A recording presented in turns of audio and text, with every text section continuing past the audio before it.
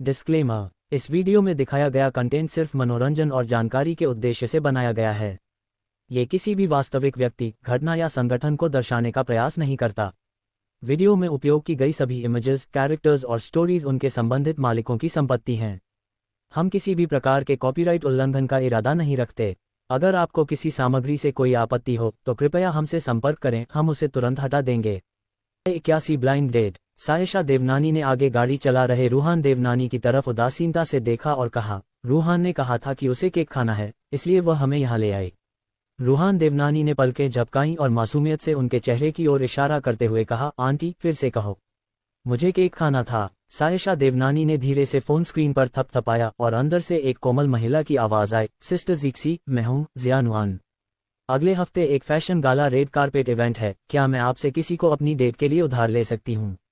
Voice message खत्म होते ही रूहान देवनानी, जो पहले बिल्कुल हैरान दिख रही थी, अचानक तश्तरियों जैसी आंखें चौड़ी कर लीं, उत्साह से हाथ हिलाए और बोली, बिल्कुल सही, आंटी सही कह रही हैं, मैं सचमुच ओबरॉय परिवार का केक चखना चाहती हूँ।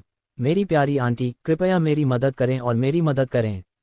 सायशा देवनानी ने सिर हिलाया, चूंकि ये आपकी ही मांग थी तो आपकी मौसी होने के नाते मैं इस बार आपकी मदद जरूर करूंगी। रूहान देवनानी ने अपनी छाती पकड़ ली, उसकी आंखें चौड़ी और गोल हो गईं।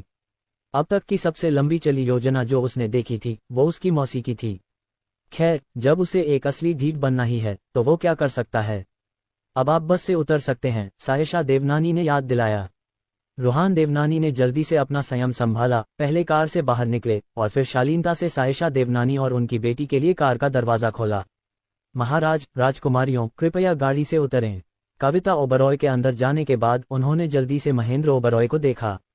दर्द भरे भाव के साथ उन्होंने उदास होकर कहा, प्रिय, कुछ भयानक होने वाला है। महेंद्र ओबरॉय ने अपनी पत्नी को कुछ तिरस्कार भरी नजरों से देखा और चिढ़कर बोले, तुम इतना हंगामा क्यों कर रही हो? आज मेरा जन्मदिन है, कौन सी बड़ी बात हो सकती है? कविता ओबरॉय ने मजाक उड़ाया, ये सब तुम्हारे नासमझ पिता की वजह से है। उन्होंने कहा था कि वे ऋत्विक ओबरॉय को वारिस बनाना चाहते हैं। क्या? महेंद्र ओबरॉय के चेहरे के भाव तुरंत बदल गए और उन्होंने भौहें चढ़ाते हुए कहा, क्या पिताजी को ऋत्विक ओबरॉय ने नशा दिया था? कौन जाने, वह कमीना ऋत्विक ओबरॉय हमसे कर्ज वसूलने के लिए ही पैदा हुआ है। कविता ओबरॉय ने कहा, फिर पराग वालिया की तरफ धीरे से देखा। हमारा आफैंग सबसे अच्छा है, वह आज्ञाकारी और अच्छा व्यवहार करता है और मुझे कभी दुखी नहीं करता। पराग वालिया कविता ओबरॉय की बात का मतलब समझ चुके थे। उनके चेहरे पर एक मासूम मुस्कान थी, लेकिन उनके दिल में पहले से ही नफरत भरी हुई थी। वो कमीना बूढ़ा ये अभी भी ऋत्विक ओबरॉय के बारे में सोच रहा है। पर कोई बात नहीं, उसके पास ये शहर को तबाह करने का एक तरीका जरूर है। पापा, मम्मी, ये पूरी तरह से अनसुलझा नहीं है, पराग वालिया ने शांति से कहा, उन दोनों की तरफ देखते हुए। ये सुनकर महेंद्र ओबरॉय ने जल्दी से पूछा, कौन सा तरीका? ये कुछ हद तक अनैतिक है और ऋत्विक ओबरॉय अपने माता पिता का जैविक पुत्र है। अगर वह ऐसा करता है तो उसके माता पिता और उसके बीच का रिश्ता पूरी तरह से टूट जाएगा। पराग वालिया परेशान होते हुए बोले, छोड़ो, ऐसा नहीं करते। वह अब भी मेरे माता पिता का बेटा है। अगर सच में बात ऐसी हो गई तो हम क्या करेंगे? लेकिन महेंद्र ओबरॉय ने दृढ़ता से कहा, तुम मेरे इकलौते बेटे हो। ऋत्विक ओबरॉय बहुत उपद्रवी है, काश वह अभी मर जाता। कविता ओबरॉय ने सिर हिलाया, हाँ, तुम हमारे इकलौते बेटे हो। चूंकि मम्मी पापा ने ऐसा कहा है तो मेरे पास इसके अलावा कोई चारा नहीं है। पराग वालिया ने आह भरते हुए कहा, नैना कुलकर्णी और ऋत्विक ओबरॉय को लाइव प्रसारण करने दो। यहाँ कविता ओबरॉय चौंक गईं। उन्होंने पहले सोचा था कि पराग वालिया ऋत्विक ओबरॉय को पीटने या ऐसा ही कुछ करने के बारे में सोचेंगे, लेकिन किसी को उम्मीद नहीं थी कि इसमें नैना कुलकर्णी और ऋत्विक ओबरॉय शामिल होंगे। हालांकि वह नैना कुलकर्णी को बहू के रूप में देखकर पूरी तरह संतुष्ट नहीं थी, फिर भी उसे इतने सारे लोगों के सामने दिखावे का ध्यान रखना था। हमें असल में सेक्स करने की जरूरत नहीं है, हमें बस ऋत्विक ओबरॉय को बेहोश करना है और फिर हम अंदर जाकर उन्हें रंगे हाथों पकड़ सकते हैं, पराग वालिया ने कहा। कविता ओबरॉय अभी भी हिचकिचा रही थी, यह कोई अच्छा विचार नहीं है। इसमें क्या गलत है? मुझे लगता है कि तुम जरूरत से ज्यादा भावुक हो रही हो। महेंद्र ओबरॉय ने हल्के से नाक भान से कुड़ी, फिर पराग वालिया से कहा, आफैंग, आगे बढ़ो और कर लो। पिताजी हर चीज में तुम्हारा साथ देंगे। समझ गया, पराग वालिया ने सिर हिलाया। तभी पराग वालिया हाथ में वाइन का गिलास लिए लाउंज की ओर चलते दिखाई दिए। उन्होंने एक वेटर से कहा, जब तुम बाद में उपहार खोल रहे होगे तो इस कप में मिलावट वाली चीज ऋत्विक ओबरॉय को दे देना, समझे? हाँ, वेटर ने सिर हिलाया, पराग वालिया से पैसे लिए और दोनों चले गए। उन्होंने मान लिया था कि लाउंज खाली होगा, लेकिन अचानक पर्दे के पीछे एक अलौकिक लड़की हाथ में माला लेकर खेल रही थी। उसने अपनी आंखें थोड़ी ऊपर उठाईं, उसके होंठ हल्के से हिले और एक नाम बोला, ऋत्विक ओबरॉय। जैसे ही ऋत्विक ओबरॉय को बुजुर्ग अंदर लाए, उन्होंने देखा कि कई बुजुर्ग एक लड़की को ले जा रहे हैं। दादाजी ओबरॉय तुरंत मोर की तरह आत्मसंतुष्ट हो गए और पराग वालिया को आगे धकेल दिया। फिर उन्होंने सबसे कहा, देखो, ये ऋत्विक ओबरॉय है, मेरा असली पोता जिसके बारे में मैंने तुम्हें बताया था। सुंदर और प्रतिभाशाली है ना? दादाजी ओबरॉय ने अपने सभी पुराने दोस्तों को आमंत्रित किया। हालांकि आज महेंद्र ओबरॉय का जन्मदिन भोज है, यह एक ब्लाइंड डेट भोज भी है जिसका आयोजन उन्होंने ऋत्विक ओबरॉय के लिए किया था। मेरा पोता ऋत्विक ओबरॉय अभी भी सिंगल है। उसने अभी मनोरंजन जगत में कदम रखा है और उसमें बहुत संभावनाएं हैं। अगर तुम अभी कदम बढ़ाओ तो भविष्य में उसके साथ चमक सकते हो। दादा ओबरॉय बोलते बोलते और भी उत्साहित हो गए और कामना करने लगे कि उनके पोते को तुरंत एक उपयुक्त जीवनसाथी मिल जाए। लड़कियां वाकई ऋत्विक ओबरॉय को परख रही थीं। उन्हें हमेशा से पता था कि ओबरॉय परिवार में एक पराग वालिया है और पराग वालिया की एक गर्लफ्रेंड नैना कुलकर्णी है, जिसकी प्रतिष्ठा बहुत अच्छी नहीं थी। शुरू में उन्हें ओबरॉय परिवार के पुरुषों में कोई दिलचस्पी नहीं थी, लेकिन अब ऋत्विक ओबरॉय को देखकर उसका अनोखा स्वभाव, बेहतरीन न्याय नक्श और गहरी मनमोहक आंखें, मुझे अचानक ऐसा क्यों लग रहा है कि वह ओबरॉय परिवार में किसी से भी बेहतर है। नहीं, मनोरंजन जगत में इस स्तर के लोग बहुत कम मिलते हैं। मैं थोड़ा ललचाने लगी हूँ। ऋत्विक ओबरॉय को उम्मीद नहीं थी कि उनके दादा उन्हें ब्लाइंड डेट पर यहाँ लाएंगे। उन्होंने जल्दी से उस बूढ़े को एक तरफ खींचा और फुसफुसाया, दादाजी, क्या आप मेरे लिए ब्लाइंड डेट का इंतजाम कर रहे हैं? मेरा करियर अभी शुरू ही हुआ है, जल्दी करने की कोई ज़रूरत नहीं है। आप चिंता क्यों न करें। अगर आपको जल्दी कोई गर्लफ्रेंड नहीं मिली तो दूसरों के बच्चे बड़े होकर घर गृहस्थी चलाएंगे, जबकि आपका बच्चा अभी टैडपोल ही है। दादाजी ओबरॉय को लगा कि चाहे कुछ भी हो जाए, वे जेनेटिक इंजीनियरिंग में हार नहीं मान सकते। इसके अलावा उनका पोता सुंदर और प्रतिभाशाली है और हर तरह से बेदाग है। हमें ऐसे प्यारे पोते के लिए जरूर इंतजाम करना चाहिए। कोई जल्दी नहीं, सच में कोई जल्दी नहीं। ऋत्विक ओबरॉय एक पल के लिए समझ नहीं पाए कि कैसे समझाएं। दादाजी ओबरॉय किसी चंचल बूढ़े की तरह मुंह बनाते हुए बोले, जल्दी भी ठीक नहीं है। अभी एक नहीं, कम से कम 4 परपोते परपोतियों को बुला लो। अगर कुछ नहीं बुला पाए तो फिर आज्ञाकारी होकर ब्लाइंड डेट पर जाना पड़ेगा। ऋत्विक ओबरॉय के होंठ फड़फड़ाए। आज दादाजी को क्या हो गया है? उधर पराग वालिया की तैयारी सुनकर नैना कुलकर्णी कुछ असहज महसूस कर रही थीं। उन्हें लगा कि पराग वालिया बस यही चाहते हैं कि ओबरॉय परिवार उन्हें रंगे हाथों पकड़ ले, लेकिन उन्हें उम्मीद नहीं थी कि पराग भोज में मौजूद सभी लोगों को पकड़वाना चाहेंगे। क्या उन्हें सचमुच अपनी प्रतिष्ठा की परवाह नहीं है? जैसे ही वह नाराज हो रही थी, उन्होंने देखा कि कई लड़कियां ऋत्विक ओबरॉय पर नजर रख रही हैं। वे सभी लड़कियां अच्छे परिवारों से थीं, बहुत अच्छे स्वभाव की थीं और उनकी नजरें ऋत्विक ओबरॉय को निगल जाने को बेताब थीं। धिक्कार है, नैना कुलकर्णी ने दांत पीसते हुए, बाल खुजाते हुए सीधे चल दी। खैर, वह आसानी से ऋत्विक ओबरॉय को किसी और को नहीं सौंप सकती थी। अध्याय 82। मम्मी, हमें क्या करना चाहिए? ऋत्विक, मैं लोपा जोशी हूँ। मैं तुम्हें वीचैट पर जोड़ना चाहती हूँ। क्या ये ठीक है? जोशी परिवार की युवती लोपा जोशी लड़कियों में सबसे पहले आगे आईं। ऋत्विक ओबरॉय कहने ही वाले थे कि यह जरूरी नहीं है, लेकिन दादाजी ओबरॉय ने उन्हें चौंकाते हुए अपना फोन निकाला और हंसते हुए कहा, इतनी प्यारी लड़की हमारे ऋत्विक ओबरॉय से दोस्ती करना चाहती है, बेशक वह मान भी जाएगा। सभी लड़कियां अपने अपने परिवारों की लाडली बेटियां थीं और बचपन से ही महंगी चीजों से परिचित थीं। इसलिए जैसे ही दादाजी ओबरॉय ने ऋत्विक ओबरॉय का फोन निकाला, उन्होंने उसे पहचान लिया। लगभग 1 सेकंड में सभी ने निर्णय ले लिया। जो लोग इतने महंगे मोबाइल फोन इस्तेमाल कर सकते हैं, वे निश्चित रूप से मनोरंजन उद्योग के उन नए लोगों के स्तर के नहीं हैं जिनका जिक्र दादाजी ओबरॉय ने किया था।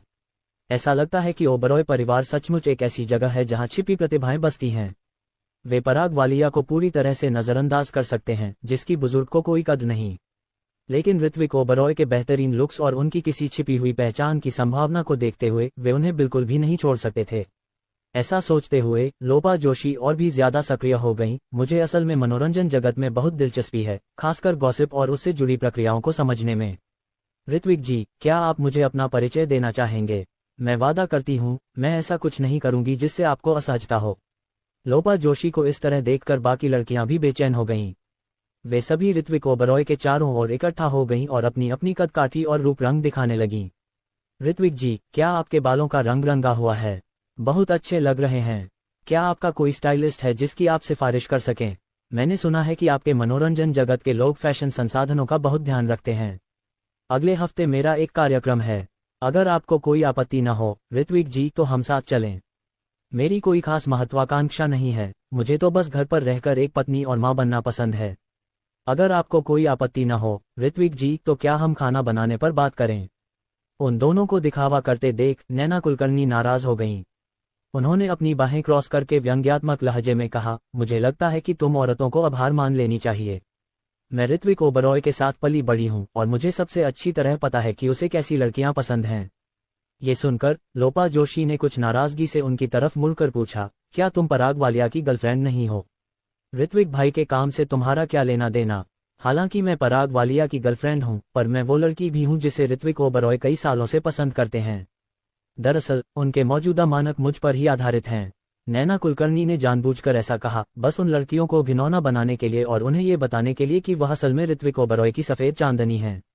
ओह, कोई हमें ये बताने की कोशिश कर रहा है कि वह सफेद चांदनी है। लेकिन मुझे याद है उस उपन्यास के अंत में भी यही लिखा था कि सफेद चांदनी अंततः चावल के दाने में बदल जाती है। लोपा जोशी उनका मजाक उड़ाने से पीछे नहीं हटी। लड़कियां लड़कियों को समझती हैं, वे कैसे नहीं समझ पाईं कि नैना कुलकर्णी ऋत्विक ओबरॉय को खोना नहीं चाहती थीं और जानबूझकर उन्हें भड़का रही थीं। हालांकि नैना कुलकर्णी डरी नहीं। उन्होंने 2 बार व्यंग्य किया, लेकिन मैं तो आखिरकार उनकी सफेद चांदनी हूं जो उनके सभी सौंदर्य रुचियों को प्रभावित कर रही हूं। इतना कहने के बाद उसने ऋत्विक ओबरॉय को स्नेह भरी नजरों से देखा और कहा, क्या सोचते हो ऋत्विक ओबरॉय? ऋत्विक ओबरॉय अवाक रह गया। ये औरत तो प्लास्टिक की थैली जैसी है, हमेशा दिखावा करती रहती है। वह थकी हुई नहीं लगती, लेकिन उसे देखते ही उसे थकान का एहसास होता है। दादाजी ओबरॉय को भी नैना कुलकर्णी जैसी लड़कियां नापसंद थीं, लेकिन इससे पहले कि वह कुछ कह पाते, बौद्ध माला पहने एक लड़की वहां आ पहुंची। वह ज्यादा बोलती नहीं, पर जल्दी काम करती है। इसलिए जब उसने दूर से नैना कुलकर्णी को परेशान करते देखा, तब भी उसके हाव भाव में ज्यादा बदलाव नहीं आया। वह बस बहुत धीरे से नैना कुलकर्णी के पीछे खड़ी हो गई। एक पतले गोरे हाथ ने नैना कुलकर्णी के कंधे पर धीरे से थपथपाया। मिस लिन, इतना कुछ कहने के बाद आप थक गई होंगी। ये कहकर उसने अपनी उंगलियां चटकाईं। नैना कुलकर्णी ने अभी मुंह खोला ही था कि उसकी आंखों के सामने एक सफेद रोशनी चमकी और वह बेहोश हो गई। लोपा जोशी और बाकी लोगों ने जब यह नज़ारा देखा तो वे इतने हैरान रह गए कि उनके मुंह खुले के खुले रह गए। ये तो बहुत ज्यादा है। यान, बदतमीजी मत करो। दादाजी सी ने अपनी पोती का व्यवहार देखा तो वे जल्दी से समझाने आए, मेरी यान ने अभी अभी कुछ एक्यूप्रेशर तकनीकें सीखी हैं। ऐसा नहीं है कि मैंने अभी तक इसमें महारत हासिल नहीं की है। अप्रत्याशित चीजें हमेशा होती रहती हैं, इसलिए बुरा मत मानना। लोपा जोशी, उन्हें लगा कि सामने वाला इसमें बहुत माहिर है। सिर्फ बेवकूफ लड़कियां ही इस पर यकीन करेंगी। दादाजी ओबरॉय को भी होश आया और उन्होंने अपने सामने सिया सिन्हा को देखा। वे बहुत हैरान हुए। चमकती आंखों और सफेद दांतों वाली और खुशबूदार रेशमी लंबे लबादे में उसका अलग थलग स्वभाव उसे वहां मौजूद बाकी लड़कियों से अलग करता था। दादा ओबरॉय को काफी समय से पता था कि सिन्हा परिवार मेरी एक लड़की थी जो 16 साल की उम्र में खेती करने पहाड़ों में चली गई थी। मुझे उम्मीद नहीं थी कि वे अब रिटायरमेंट से बाहर आएंगे।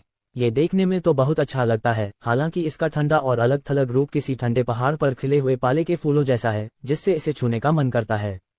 यान, इधर आओ। ये ओबरॉय परिवार से तुम्हारे दादाजी हैं और ये तुम्हारे भाई ऋत्विक ओबरॉय हैं।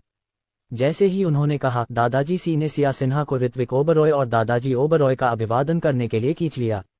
सिया सिन्हा ने शालीनता से दादाजी ओबरॉय की ओर सिर हिलाया। दादाजी नमस्ते, मैं सिया सिन्हा हूँ। हमें आखिरी बार मिले हुए 5 साल हो गए हैं।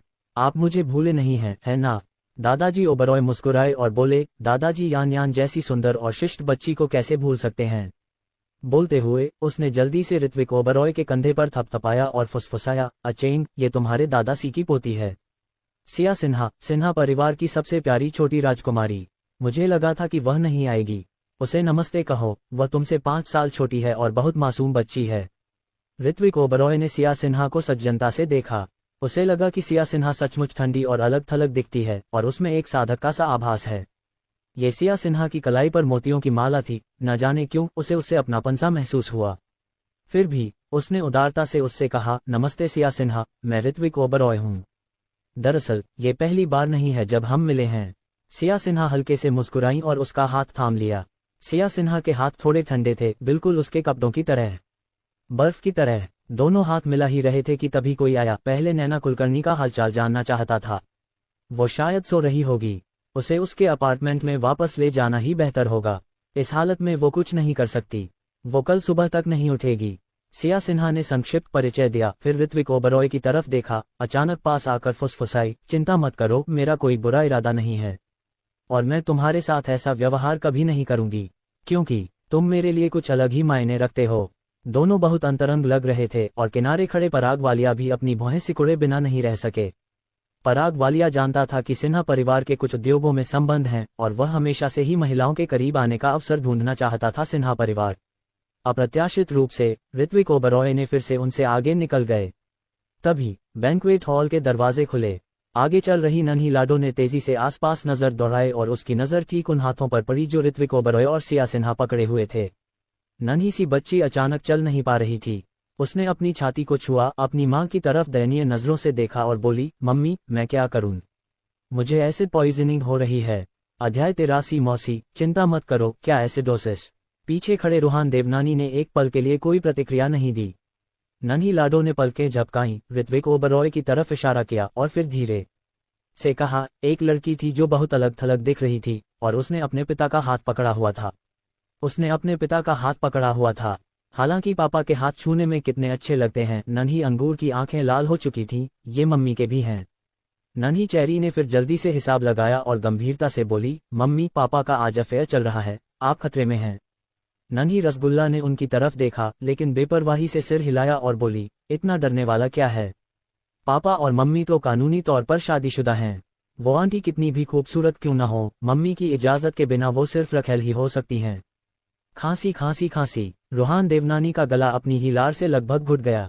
नहीं तांग्युआन बेबी, क्या तुम ये कह रही हो कि तुम्हारे पापा रखेल रख सकते हैं? वादा किए गए सिंगल फीमेल लीड और 1v1 रिश्ते का क्या हुआ? जानू, अगर तुम इस तरह सेटिंग्स बदलोगी तो तुम्हारी पिटाई हो जाएगी।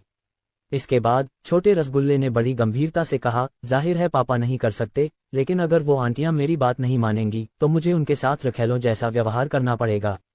प्राचीन ग्रंथों में लिखा है कि रखेलों का व्यापार होता था और जब मेहमान आते थे तो उनका इस्तेमाल उनके सत्कार के लिए किया जाता था। मेरे पिताजी सरकारी कामों में बहुत व्यस्त रहते हैं, इसलिए जाहिर है उनके पास इन आंटियों से निपटने का समय नहीं है जो उनकी रखेल बनना चाहती हैं। लेकिन बच्ची के पास बहुत कम होमवर्क होता है और रोजाना बहुत खाली समय होता है, इसलिए वह अपने पिता को रखेलें बेचने में मदद कर सकती है। रूहान देवनानी नहीं, उसे लगा कि जियाओ तांग्युआन सबसे चालाक है। बेशक तिल से भरे चिपचिपे चावल के गोले बाहर से नर्म और चबाने लायक थे, लेकिन अंदर से बिल्कुल काले। उसकी बहनें शायद आड़ू के फूलों को भगाना चाहती थीं, लेकिन उसने उन्हें बेचने की योजना पहले ही बना ली थी। उसने चुपचाप उन लड़कियों के लिए मोमबत्तियां जलाईं जो उसके चाचा को चाहती थीं। छोटी बच्चियों के विपरीत सायशा देवनानी बाहर से शांत दिख रही थी, लेकिन उनकी आंखें पहले से ही बर्फीली थीं, बर्फ से ढके परिदृश्य में। उसने रूहान देवनानी को ठंडे स्वर में याद दिलाया, अपना परिचय दो। रूहान देवनानी ने अनजाने में अपनी बाहें रगड़ी और जब उसने अपनी आंखों के कोने से अपनी मौसी की तरफ देखा तो उसे ऐसा भ्रम हुआ मानो वह उसी वक्त स्वर्ग सिधारने वाली हो। उसने गहरी सांस ली और फिर कहा, आंटी चिंता मत करो। फिर हमने रूहान देवनानी को सबसे पहले रेड कारपेट पर आते देखा। वह, जो पहले एक नासमझ था, अचानक बहुत गंभीर हो गया। दरवाजे के पास खड़े कई अमीर लोगों ने उसे तुरंत पहचान लिया। क्या ये यंग मास्टर बाई नहीं हैं? ओबरॉय परिवार का इस बार वाकई कुछ रसूख है। देवनानी परिवार की यंग मास्टर बाई भी यहाँ हैं। जरा भी जिक्र मत करो। उसके बगल में जो आदमी है वह भी जाना पहचाना लग रहा है। मैं उसे कैसे न पहचान पाता? वह सायशा देवनानी है। मैं पिछली बार उनके देवनानी परिवार के एक कार्यक्रम में शामिल होने का सौभाग्य प्राप्त कर चुका था और दूर से ही उसकी एक झलक देख पाया था।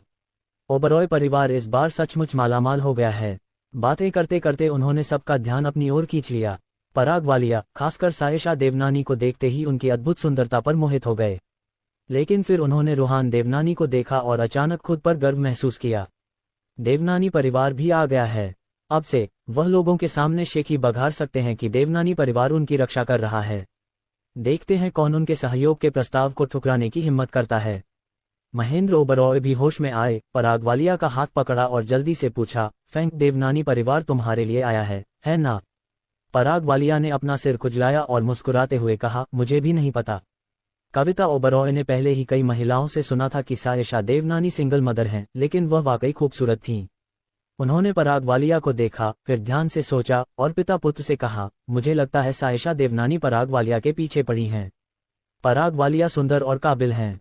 सायशा देवनानी की 4 बेटियां हैं और उनकी शादी करना आसान नहीं है। उसके कुछ तो छुपे हुए इरादे हैं, है ना? वो पराग वालिया की शादी देवनानी परिवार में करवाना चाहती है। ऐसा नहीं है कि सायशा देवनानी मेरी बहू नहीं बन सकती, पर पराग वालिया की शादी देवनानी परिवार में हो, इस पर मुझे कुछ ऐतराज है। महेंद्र ओबरॉय ने अपनी ठुड्डी सहलाते हुए सोचा, हाँ, अगर वो देवनानी परिवार में शादी करके देवनानी परिवार की दौलत अपने साथ ले आए तो हमारा ओबरॉय परिवार और मजबूत हो सकता है। बस पराग वालिया यही सोच रहा था कि अगर सायशा देवनानी मान गई तो उसके लिए देवनानी परिवार में शादी करना नामुमकिन नहीं होगा। आखिर देवनानी परिवार में शादी करके वो देवनानी परिवार का मुखिया तो बन ही सकता है। क्या यह ओबरॉय परिवार की कमान संभालने से भी ज्यादा संतोषजनक नहीं है? ऋत्विक ओबरॉय को उम्मीद नहीं थी कि सायशा देवनानी और छोटी बच्चियां आज यहां आएंगी। उन्होंने तो बस यूं ही सब कुछ छोड़ दिया था। रूहान देवनानी को सीधे उनकी ओर आते देखकर उन्होंने सिया सिन्हा का हाथ थाम लिया। आह फैंग, तुम यहाँ क्यों खड़े हो? ये तुम्हारा होने वाला भतीजा है, जाओ और नमस्ते करो। महेंद्र ओबरॉय ने पराग वालिया को रूहान देवनानी की ओर धकेलते हुए कहा। बैंक्वेट हॉल में मौजूद कई लोगों की नजरें उनकी ओर मुड़ गईं। पराग वालिया को लगा कि यह उनके गौरव का क्षण है, जिसे वह बिल्कुल भी नहीं चूकना चाहते। इसलिए उन्होंने अपने कफलिंग पर हीरे के कफलिंग चीक किए और शांत भाव से रूहान देवनानी की ओर चल पड़े। बहुत दिनों बाद मिले रूहान। उनका हाथ आधा हवा में उठा हुआ था। एक झटके के साथ रूहान देवनानी ने झुंझलाहट में अपना हाथ झटक दिया और तिरस्कार के भाव से उसके कान की बाली को छूते हुए कहा, तुम इतनी नासमझ कैसे हो सकती हो? क्या तुम ये सिद्धांत नहीं समझती कि एक अच्छा कुत्ता रास्ता नहीं रोकता? मुझे तुम जैसे कुत्तों से सबसे ज्यादा नफरत है। इस पल पराग वालिया को अपने हाथ में नहीं बल्कि अपने चेहरे पर दर्द महसूस हुआ। वह अविश्वास से रूहान देवनानी को घूरने लगा। रूहान, तुम्हें क्या हो गया है? क्या मतलब है, लिटिल वाइट? मुझे मेरे नाम से पुकारने की तुम्हारी हिम्मत कैसे हुई? ये बहुत परेशान करने वाला है। रूहान देवनानी ने सिर हिलाया और फिर पराग वालिया के आकर्षक भावों को पूरी तरह से नजरअंदाज कर दिया। वे सीधे ऋत्विक ओबरॉय के पास गए। सबकी निगाहों के सामने उसने ऋत्विक ओबरॉय को गले लगाया और खुशी से बोला, माफ करना आइडल। मैं पहले आपकी पार्टी में सिर्फ एक व्यक्ति को लाने वाला था, लेकिन मेरी मौसी की गाड़ी खराब हो गई और चूंकि 4 बच्चे भूखे थे इसलिए मैं उन्हें साथ ले आया। तुम्हें बुरा तो नहीं लगेगा कि मैं तुम्हें बिना बताए इतने सारे लोगों को ले आया, है ना? इतना कहकर उसने अपनी आवाज धीमी की और ऋत्विक ओबरॉय के कान में फुसफुसाया, ऐसी आवाज में जो सिर्फ वे दोनों ही सुन सकते थे। तुम्हारी मौसी को डर था कि तुम्हें तंग किया जाएगा, इसलिए वह तुम्हारा साथ देने के लिए हमें यहाँ लाई हैं। सहयोग करो। दादाजी ओबरॉय इस अवास्तविक अवस्था में होने के बाद सबसे पहले होश में आए। युवा मास्टर देवनानी, आप और मेरे ऋत्विक ओबरॉय अच्छे दोस्त हैं। नन्ही लाडो, नमस्ते। टिल्ड 110। कल कोई किसी को उठाना चाहता था। बच्चा डरा हुआ है। 111। हमारा सुझाव है कि आप सुनिश्चित करें कि आपकी कहानी बहुत ज्यादा नाटकीय न हो। नन्ही लाडो, पूरी हिम्मत नहीं कर सकती, मेरी भी नहीं। क्या मैं पूरी हिम्मत कर सकती हूँ? नन्ही अंगूर, मम्मी कहती हैं मेरा दिल बहुत पतला है, मुझे मनाने के लिए कुछ मिठाइयाँ चाहिए। मैं फिर से शरारत कर रही थी। एक मुफ्त छोटा सा उपहार ऑर्डर करने के बारे में क्या ख्याल है? अध्याय 84। कितनी चालाक छोटी लोली। रूहान देवनानी ने अपने आसपास के लोगों पर नजर डाली और जानबूझकर अपनी आवाज धीमी कर ली। ऋत्विक ओबरॉय के साथ अच्छी दोस्ती? बिल्कुल नहीं। ये देखकर कि उसका आखिरी वाक्य कितना लंबा था, महेंद्र ओबरॉय ने ऋत्विक ओबरॉय की ओर आशा भरी नजरों से देखा और फिर कहा, देखो यंग मास्टर देवनानी तो तुम्हें अपना दोस्त भी नहीं मानते और तुम यहाँ बस बेवकूफ बन रहे हो। बैंक्वेट हॉल में बैठे बाकी लोगों ने महेंद्र ओबरॉय की तरफ देखा, फिर ऋत्विक ओबरॉय की तरफ और आपस में फुसफुसाए बिना नहीं रह सके। चूंकि प्रेसिडेंट ओबरॉय ने ऐसा कहा है तो लगता है ऋत्विक ओबरॉय का यंग मास्टर देवनानी से कोई लेना देना नहीं है। देवनानी परिवार के इस यंग मास्टर को शरारतें करना बहुत पसंद है। मुझे लगता है कि वो जानबूझकर ओबरॉय परिवार में परेशानियां खड़ी करने आया था। बस हम नादान थे और उसके झांसे में आ गए। तुमने तो मुझे बहुत डरा दिया। मुझे लगा था कि ऋत्विक ओबरॉय और रूहान देवनानी बहुत करीबी हैं और मैं तो ऋत्विक ओबरॉय से दोस्ती करने की सोच भी रहा था। ऋत्विक ओबरॉय कमाल के एक्टर हैं, वो इतने छुपे हुए हैं कि हमें सच नहीं बता रहे हैं। ये देखकर कि वे महेंद्र ओबरॉय की बातों पर यकीन करने की मूर्खता कर रहे थे, रूहान देवनानी ने ठंडी सांस ली, ऋत्विक ओबरॉय के कंधे पर हाथ रखा और दादाजी ओबरॉय की तरफ मुस्कुराते हुए कहा, बिल्कुल नहीं हो सकता। ऋत्विक ओबरॉय मेरे आदर्श हैं। उन्होंने मेरे पैर बचाए और मेरा पूरा परिवार उनका आभारी है। अगर उनके होने वाले चाचा ससुर ऋत्विक ओबरॉय न होते तो उनके पैर उनके चाचा चाची अनगिनत बार तोड़ चुके होते। बेशक वे उनके उपकारक हैं, दादाजी ओबरॉय थोड़े चिंतित थे कि ऋत्विक ओबरॉय और रोहन देवनानी दोस्त नहीं थे, लेकिन अब जब उन्होंने ये सुना तो उन्हें सचमुच राहत मिली। उन्होंने अपने बेटे की ओर देखा, उनका चेहरा तुरंत काला पड़ गया और उन्होंने ठंडी सांस ली। ये तुम्हारा बेटा है, तुम्हें इसकी क्षमताओं पर विश्वास नहीं है और तुमने इतने लोगों के सामने इसे दबा भी दिया। तुम कितने मूर्ख हो। महेंद्र ओबरॉय को उम्मीद नहीं थी कि रोहन देवनानी इतनी देर तक सांस रोके रखेंगे, जिससे वो सीधे गड्ढे में गिर जाएंगे। उन्हें बिना यकीन के ये शब्द कहने का पछतावा तो हुआ, लेकिन उन्हें ऋत्विक ओबरॉय से और भी ज्यादा नफरत हो गई कि वो उनके सामने कुछ भी न जानने का नाटक कर रहे थे, जबकि ऋत्विक ओबरॉय के देवनानी परिवार के साथ साफ तौर पर अच्छे रिश्ते थे। ऐसा बेटा पाकर उन्हें 8 जन्मों में सबसे बदकिस्मती मिली होगी। महेंद्र ओबरॉय ने ऋत्विक ओबरॉय को घूरा और उसकी तारीफ करने के बजाय तुरंत उसकी आलोचना करने लगे। ऋत्विक ओबरॉय, सच में तुम हमसे कुछ छिपा रहे हो। क्या तुम हमें अपना परिवार समझते भी हो? तुम एक अच्छी जिंदगी नहीं जीना चाहते जबकि तुम्हारा परिवार कड़ी मेहनत करता है। तुम इतने स्वार्थी कैसे हो सकते हो?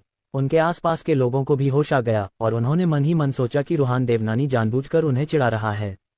लेकिन उन्हें यह भी लगा कि महेंद्र ओबरॉय सही थे। ऋत्विक ओबरॉय ने ही उन्हें पहले से नहीं बताया, जिसके कारण उन्हें रोहन देवनानी के सामने ऐसी अभद्र बातें कहनी पड़ी। नजरें मिलाने के बाद अमीर लोगों का समूह महेंद्र ओबरॉय के पीछे खड़ा हो गया और अपनी नैतिकता का इस्तेमाल करते हुए ऋत्विक ओबरॉय की निंदा करने लगा। हाँ ऋत्विक ओबरॉय, तुम और तुम्हारे अपने पिता दोनों ही चुप हैं। तुम बहुत स्वार्थी हो रहे हो। एक परिवार को ये सिद्धांत समझना चाहिए कि सब साथ साथ फलते फूलते हैं और साथ साथ दुख भी सहते हैं, वरना परिवार कैसे फलेगा फूलेगा। तुम्हें परिवार के सम्मान का एहसास होना चाहिए और अपने परिवार के सदस्यों को अच्छे अवसर देने चाहिए। तुम खुद को ओबरॉय परिवार का बेटा कहते हो।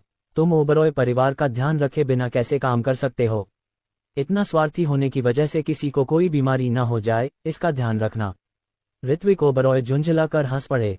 ठीक है, क्या तुम मुझे नैतिक रूप से ब्लैकमेल करने की कोशिश कर रहे हो? क्या तुम्हें सच में लगता है कि उसके पास उनसे कहने के लिए कुछ नहीं है? जैसे ही ऋत्विक ओबरॉय इन अमीर लोगों और महेंद्र ओबरॉय से भिड़ने ही वाले थे, 4 छोटी लड़कियां अचानक वहां आ पहुंची। उन्होंने अपनी बड़ी बड़ी आंखें झपकाईं, उनके चेहरे मासूम और हाने रहे थे। नन्ही लाडो ने सबसे पहले महेंद्र ओबरॉय से बात की। दादाजी, आज आपका जन्मदिन है ना? महेंद्र ओबरॉय ने देखा कि नन्ही लाडो देवनानी परिवार से है, तो वे विनम्रता से मुस्कुराए और बोले, हाँ मेरी प्यारी, तुम कितनी प्यारी हो। क्या तुम दादाजी का जन्मदिन मनाने आए हो? नन्ही लाडो ने अपनी ठुड्डी पर हाथ फेरा, कुछ सोच में पड़ गई और फिर प्यार से बोली, मैं बस उस बूढ़े को बताना चाहती थी। मैं एक बहुत ही बूढ़े आदमी को जानती हूँ।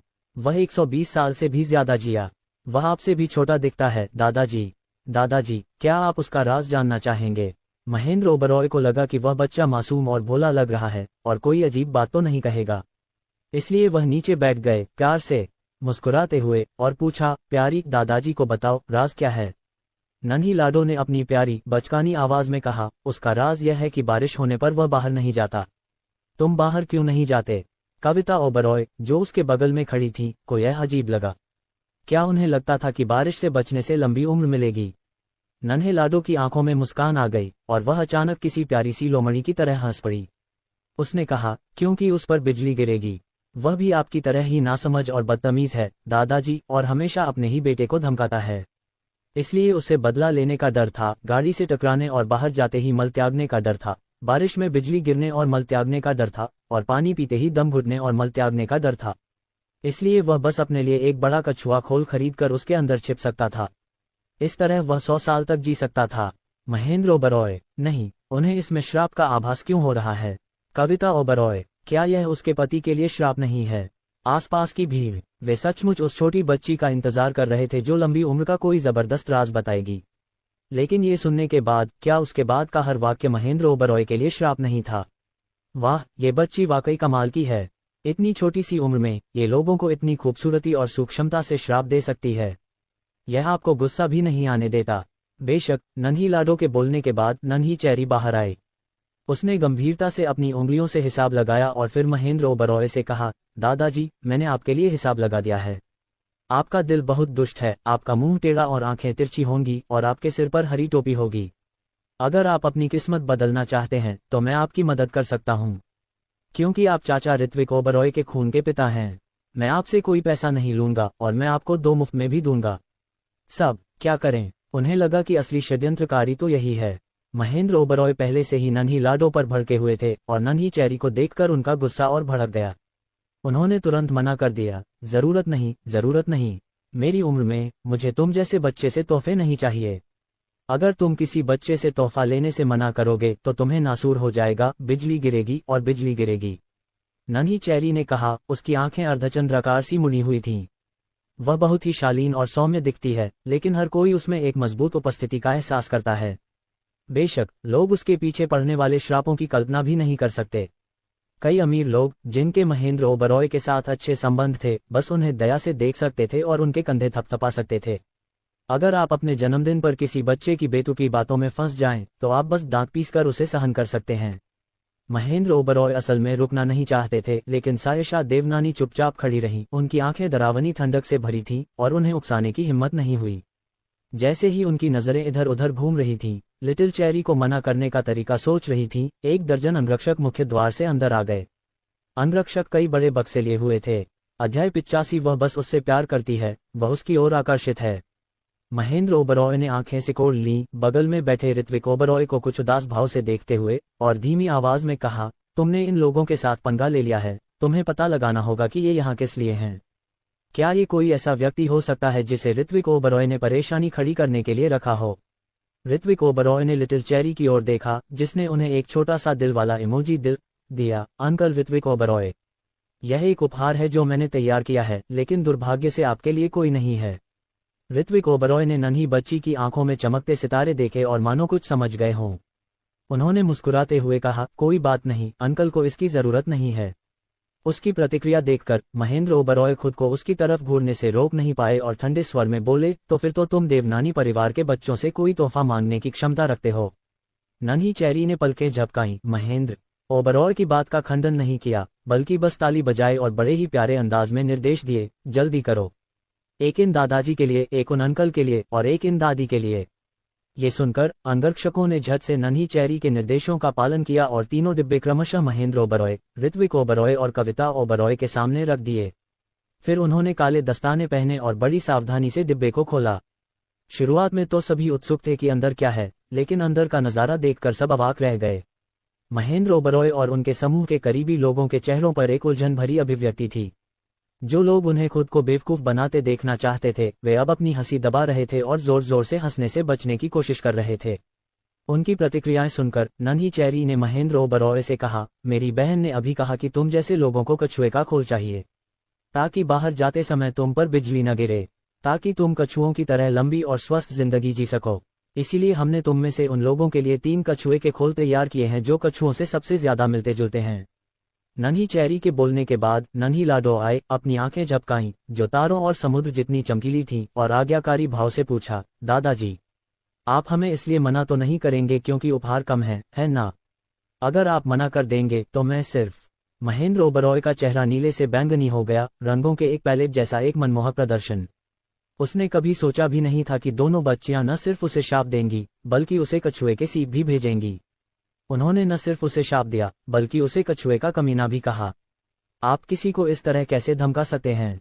देवनानी परिवार की कैसी पारिवारिक परंपरा है कि वे ऐसे बच्चे का पालन पोषण कर पा रहे हैं? महेंद्र ओबरॉय को थोड़ा बुरा लगा, पर वह उसे व्यक्त नहीं कर सके। उन्होंने इधर उधर देखा, ये देखकर कि जो लोग बाहर से दोस्ताना लेकिन अंदर से दुश्मनी कर रहे थे, वे अपनी हंसी दबा रहे थे। उन्हें पता था कि उनके पास दांत पीसकर उसे निगलने के अलावा कोई विकल्प नहीं था। मेरी बेटियां बहुत शरारती हैं। तभी सायशा देवनानी बाहर आईं। उन्होंने देखा कि उनकी बेटियों ने महेंद्र ओबरॉय को काफी नफरत से भर दिया है, इसलिए वह गंदगी साफ करने आईं। मैं तो बस मिस्टर ओबरॉय से मजाक कर रहा था। अगर मिस्टर ओबरॉय को बुरा लगे तो जरूर कहना। खैर, मैं अपनी बेटी को कोई उपदेश नहीं देने वाला। अपना गला मत घोंटना। महेंद्र ओबरॉय के सीने में एक अजीब सी जकड़न महसूस हुई। नहीं सायशा देवनानी, क्या तुम अपनी बेटियों को ऐसे ही बिगाड़ोगी? क्या तुम यूं ही खड़ी होकर अपनी बेटियों को दूसरों पर धौंस जमाते हुए देखोगी? कविता ओबरॉय का भी ब्लड प्रेशर बढ़ गया था। उसने तो यहाँ तक सोच लिया था कि सायशा देवनानी जैसी औरत पराग वालिया की पत्नी नहीं बन सकती। उसे अपने ससुराल वालों की जरा भी इज्जत नहीं है और शुरू से ही इतनी घमंडी होने की हिम्मत कैसे कर लेती है। अगर मैं उससे शादी कर लूं तो क्या मैं 3 दिन में सबको पछाड़ नहीं दूंगा? बस पराग वालिया सोच रहा था कि सायशा देवनानी के इस रवैये का क्या मतलब था। क्या उसने जानबूझकर अपनी बेटियों को परखने दिया? अगर परीक्षा अच्छी रही तो उसे अकेले उसके साथ डेट पर जाने का मौका मिलेगा। पराग वालिया का मानना है कि ज्यादातर अमीर परिवारों की अपनी छोटी छोटी आदतें होती हैं। सायशा देवनानी भी ऐसी ही होंगी, और उन्हें नाराज करने का कारण उनका ध्यान आकर्षित करना है। वह बस उनसे प्यार करती है, वह उनकी ओर आकर्षित हैं। बात इस तरह बढ़ने पर महेंद्र ओबरॉय का चेहरा स्वाभाविक रूप से उतर गया। एक पल सोचने के बाद दादाजी ओबरॉय बोले, यह उपहार बहुत कीमती है। श्रीमान लियू, यंग मास्टर देवनानी, आपका मेरे इस विनम्र निवास पर आना हमारे लिए सम्मान की बात है। यही हमारा सम्मान होगा। क्यों न हम पहले कुछ खा लें, फिर केक काटेंगे। सायशा देवनानी और रूहान देवनानी ने एक साथ ऋत्विक ओबरॉय की ओर देखा। सायशा देवनानी ने कुछ नहीं कहा, लेकिन रूहान देवनानी ने एक शालीन अलास्का माला म्यूट की तरह अपनी पूंछ हिलाए और मुस्कुराते हुए कहा, आइडल, मैं आपकी बात मानूंगा। आप जो भी कहेंगे मैं करूंगा। अध्याय 86। नौजवान, तुम्हें अपने आकर्षण का अंदाजा ही नहीं है। आह चेंग, यहाँ बहुत सारे लोग हैं। परिवार की प्रतिष्ठा की खातिर तुम्हें उनसे कहना चाहिए कि वे तमाशा न करें। दादाजी ओबरॉय नहीं चाहते थे कि भोज में कोई गड़बड़ हो, इसलिए उन्होंने ऋत्विक ओबरॉय से फुसफुसाकर कहा। हालांकि सायशा देवनानी ने ठंडी निगाहों से कहा, वास्तव में हमें परिवार की प्रतिष्ठा के लिए कुछ करना चाहिए, लेकिन मिस्टर ओबरॉय को पीछे नहीं हटना चाहिए। इसके बजाय राष्ट्रपति ओबरॉय को अपने बेटे से माफी मांगनी चाहिए। मैं किस बात के लिए माफी मांगूं? महेंद्र ओबरॉय गुस्से से बोले। कैसा पिता अपने बेटे से माफी मांगता है? तुम उसे नैतिक रूप से ब्लैकमेल कर रहे हो। सायशा देवनानी ने ऋत्विक ओबरॉय के बगल में शांति से खड़े होकर कहा। आसपास के लोगों को अचानक कुछ अजीब लगा। ऐसा लगता है कि सायशा देवनानी और ऋत्विक ओबरॉय एक दूसरे से परिचित नहीं हैं। लेकिन उन्हें क्यों लगता है कि सायशा देवनानी ऋत्विक ओबरॉय की पैरवी कर रही हैं? सायशा देवनानी को शायद ऋत्विक ओबरॉय में कोई दिलचस्पी नहीं होगी, है ना? जहां तक मुझे पता है, हालांकि ऋत्विक ओबरॉय का उपनाम ये है, उसने तुम्हारे ओबरॉय परिवार का एक भी खाना नहीं खाया है, और तुमने उसके पिता होने के नाते एक पिता के रूप में अपनी जिम्मेदारियां कभी नहीं निभाईं। वह अब तुम्हारी मदद कर रहा है, और तुम्हारी मदद न करना उसका अधिकार है। इसमें कोई हर्ज नहीं है। सायशा देवनानी ने एक एक शब्द ठंडे, दबंग अहंकार के साथ कहा। तो इतने लोगों के सामने उसकी आलोचना करना और उसे स्वार्थी कहना गलत है। तुम्हें और उन सबको उससे माफी मांगनी चाहिए। महेंद्र ओबरॉय स्तब्ध रह गए। उन्हें अचानक समझ नहीं आया कि सायशा देवनानी की बात का खंडन कैसे करें। यह मानना होगा कि सायशा देवनानी ने जो कहा वह वाकई वाजिब था, लेकिन उसे ऋत्विक ओबरॉय से माफी मांगने के लिए मजबूर करना अस्वीकार्य है। मेरी बेटियां अभी किंडरगार्टन में हैं, वे कोरी स्लेट की तरह हैं। आप उनके लिए एक गलत उदाहरण पेश कर रहे हैं। मैं नहीं चाहती कि आप उन पर, मेरी बेटी की परवरिश पर असर डालें, इसलिए मैं माफी मांगती हूँ, सायशा देवनानी ने कहा। उस पल उनके आसपास के सभी लोगों ने उनसे निकलने वाले डराने वाले दबाव को महसूस किया। महेंद्र ओबरॉय को भी एहसास हुआ कि वे सचमुच सायशा देवनानी का मुकाबला नहीं कर सकते। लेकिन आज उनका जन्मदिन है, क्या उन्हें सचमुच पीछे हटना होगा? महेंद्र ओबरॉय ने पीछे हटने से इनकार कर दिया, लेकिन दर्शकों में से किसी ने पहले ही उनकी चापलूसी शुरू कर दी थी। हाँ, हमें अभी सच्चाई नहीं पता थी और हमने ऋत्विक ओबरॉय को गलत समझा। मुझे बहुत अफसोस है। ऋत्विक ओबरॉय, कृपया अंकल झांग से बहस करके इसे दिल पर न लें। इस अमीर आदमी के आगे बढ़ने पर जिन लोगों ने अभी अभी ऋत्विक ओबरॉय को स्वार्थी कहा था, वे सभी स्पष्ट पश्चाताप के साथ उनके सामने झुक गए। ऋत्विक ओबरॉय, मैं अभी गलत था। मेरे जैसे किसी पर नाराज मत होना। अगली बार मैं तुम्हें खाना खिलाऊंगा। हम तो स्वार्थी हैं, तुम कैसे हो सकते हो? तुम तो सबसे ज्यादा बच्चों जैसे हो। अपने पुराने दोस्तों को अब सायशा देवनानी के सामने झुकते देख महेंद्र ओबरॉय और भी उलझन में पड़ गए। उन्होंने पराग वालिया की तरफ देखा। पहले तो सोचा कि पराग वालिया उनकी मदद करेंगे, लेकिन अचानक इस नेक बेटे ने भी उनके कान में फुसफुसाया, पापा, मैं बस आपसे ऋत्विक ओबरॉय से माफी मांगने के लिए कह रहा हूँ, बस एक बात कहो। मुझे अभी सायशा देवनानी पर अच्छा प्रभाव डालना है। आपको मेरी मदद करनी होगी। अगर सायशा देवनानी और मैं मिल गए तो आज तुम्हें बदला लेने के कई मौके मिलेंगे। हालांकि पराग वालिया के वादे काफी बड़े और आकर्षक थे, फिर भी महेंद्र ओबरॉय परेशान थे। पराग वालिया को पता होना चाहिए कि वह ऋत्विक ओबरॉय से सबसे ज्यादा नफरत करते हैं। अगर वह अभी ऋत्विक ओबरॉय को प्रणाम कर दे तो क्या वह फिर कभी अपना सिर ऊंचा नहीं कर पाएगा? महेंद्र ओबरॉय अभी भी हिचकिचा रहे थे, लेकिन पराग वालिया अब और इंतजार नहीं कर सकते थे। उन्होंने इस बात का फायदा उठाया कि कोई ध्यान नहीं दे रहा था और महेंद्र ओबरॉय के कंधे पर हाथ रखकर उन्हें ऋत्विक ओबरॉय को प्रणाम करने के लिए मजबूर किया। फिर उन्होंने मुस्कुराते हुए ऋत्विक ओबरॉय से कहा, ऋत्विक ओबरॉय, देखो, पिताजी ने माफी भी मांग ली है, क्या अब हमारा भोज जारी रह सकता है? पराग वालिया, तुम। महेंद्र ओबरॉय का दिल थोड़ा टूट गया। इतने अच्छे बेटे पराग वालिया को माफी मांगने के लिए हम कैसे मजबूर कर सकते थे? पराग वालिया ने महेंद्र ओबरॉय को और कुछ कहने का मौका ही नहीं दिया। उन्होंने तुरंत सायशा देवनानी की ओर बेहद सज्जनता से देखा। मिस्टर लियू, क्या आपको हमारी ईमानदारी नजर आ रही है? मैं आपके साथ। उनकी बात पूरी होने से पहले ही रूहान देवनानी ने उन्हें एक तरफ धकेल दिया। रूहान देवनानी ने सायशा देवनानी की चापलूसी की और मुस्कुराते हुए कहा, आंटी, वहाँ का माहौल बहुत अच्छा है।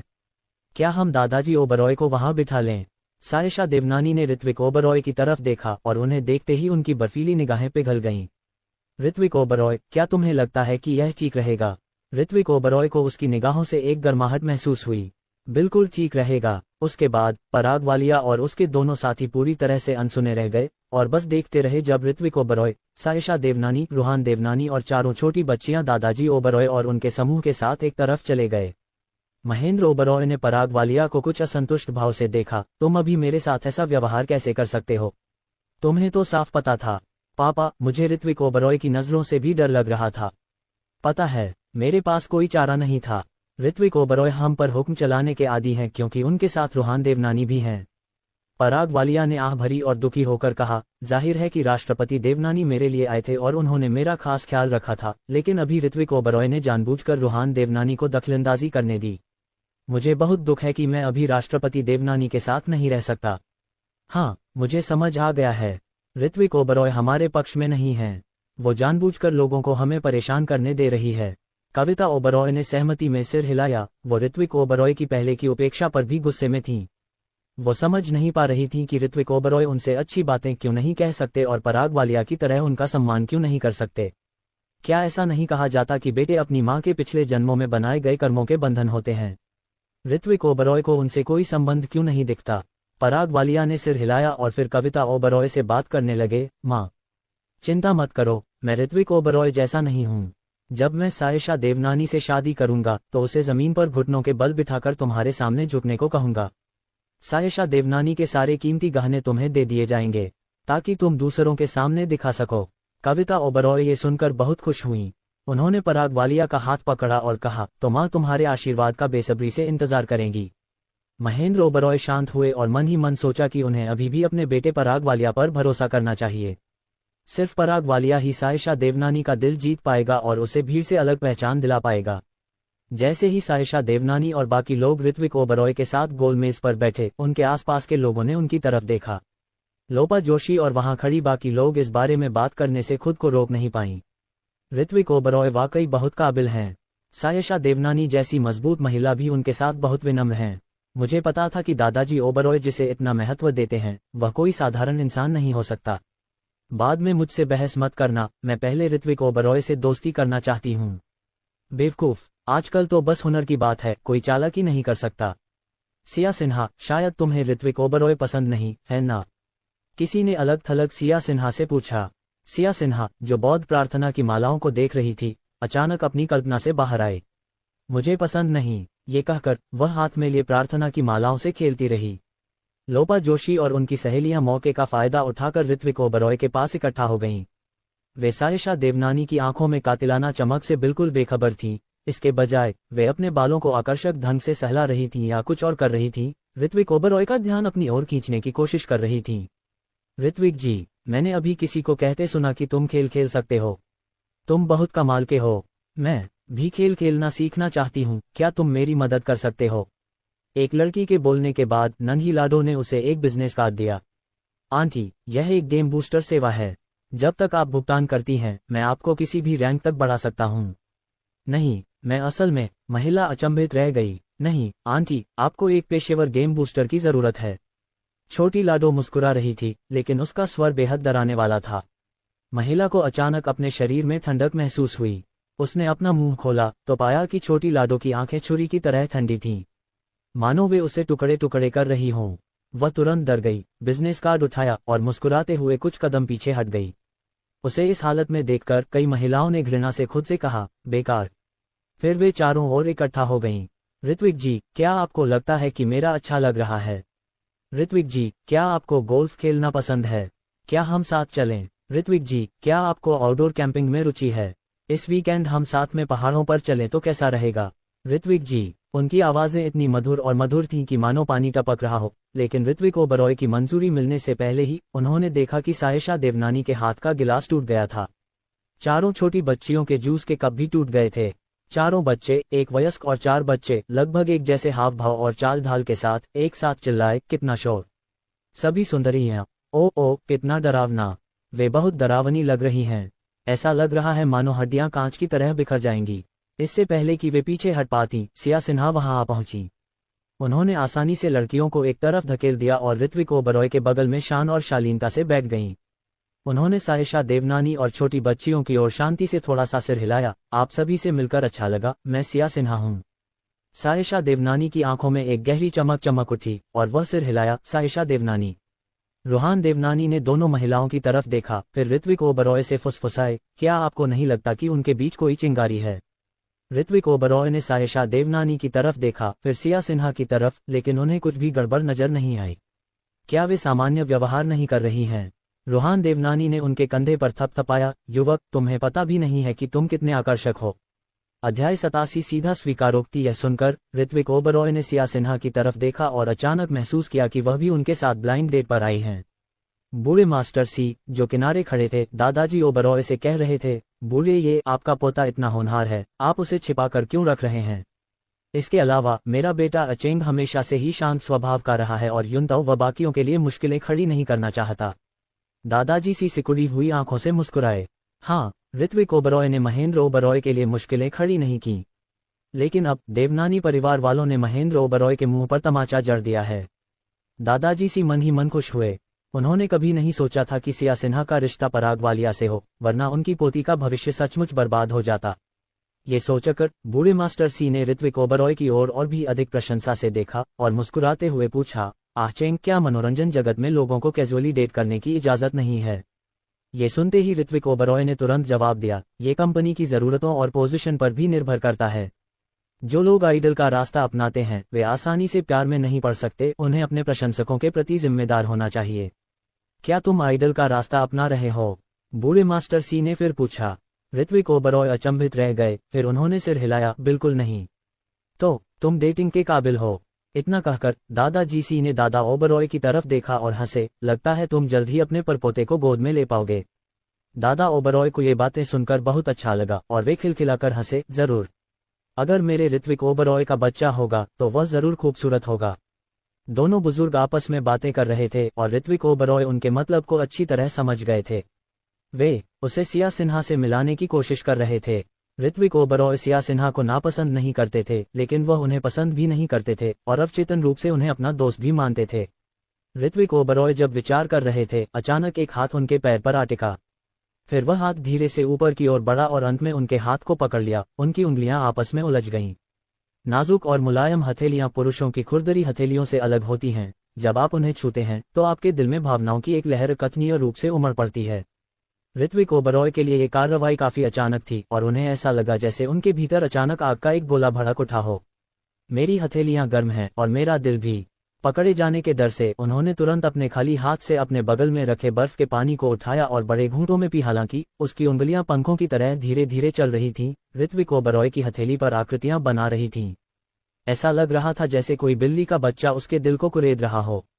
ऋत्विक ओबरॉय की सांसें अनियमित हो गईं और सावधानी न बरतने की वजह से उनका पानी भी घुट गया।